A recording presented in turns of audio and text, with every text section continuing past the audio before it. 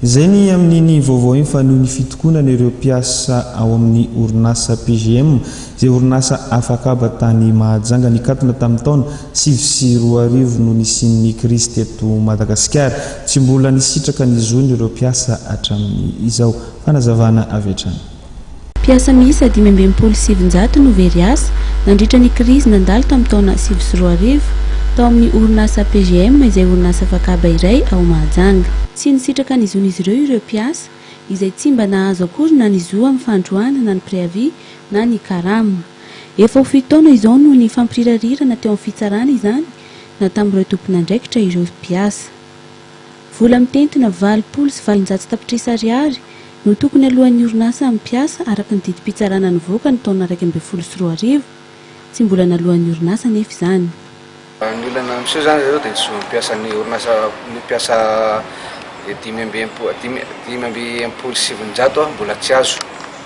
Efa maro ny dingana natao tonga eto Antananarivo izay mba hampandresy itenin'ny fotoanam-panjakana fa itony ny hetsika anay azy efa tanterahina amin'ny Mahajanga ary tsy tsahatra ny hetsika anay raha tsy voaray ny volan'ny orinasa volan'ny mpiasa ny PGM mahazo ny mpiasa. Dingana efa nataonay zao nandritra izay 7 taona izay dia nandalo fitsarana nitory ny orinasa. Ny orinasa tsy nety nandony vola raha tsy azo ny volany amin'ny assurance izay miantoka anazy. Dia nefa jusqu'à hatramin'izao zany ny adin'ny assurance sy ny orinasa PGM tsy mety mitsahatra mihitsy fa dia efa miakatra hatrany faratapony hatrany amin'ny international na dia efa mpandoavin'ny fanjakana international 21 milliards bezao raha fanjakana andohan'ny orinasa mbola tsy azo ihany le vola. Misy ihany koa ireo mpiasa efa manakaiky ny taona fisotrondronono sy efa niasa tao amin'ny orinasa nanomboka ny sokafany ny taona 2017 ka tsy nisitraka izany nandritra ny 7 taona tsy aoriana ny fikatonan'ny orinasa.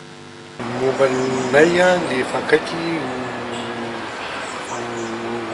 tonga taona amin'ny fisotrondronono dia very fanambola velona zay satria tsisy mpiatso le tokony andraikitra voalohan'ny orinasanay dia nampidin'ny fanjakana.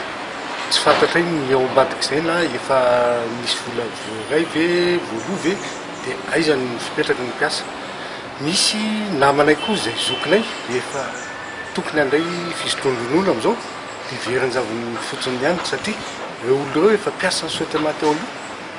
Zay vao niraisin'ny orinasa PGM tamin'ny 98 sokafany. Efa nisy ny fihaonana teo amin'ny solotenan'ny mpiasa sy ny lehiben'ny gouvernement ny volana May 2024 ary efa nihaona tamin'ny filoham-pirenena koa izy ireo ny alahady teo hijadiavam-baolana. Mangataka ny hanomezana ny zon'izy ireo mpiasa ary hanohy ny fitokonana sy hidina an-dalambe ireto farany any Mahajanga mandra-pahazon'izy ireo ny zony.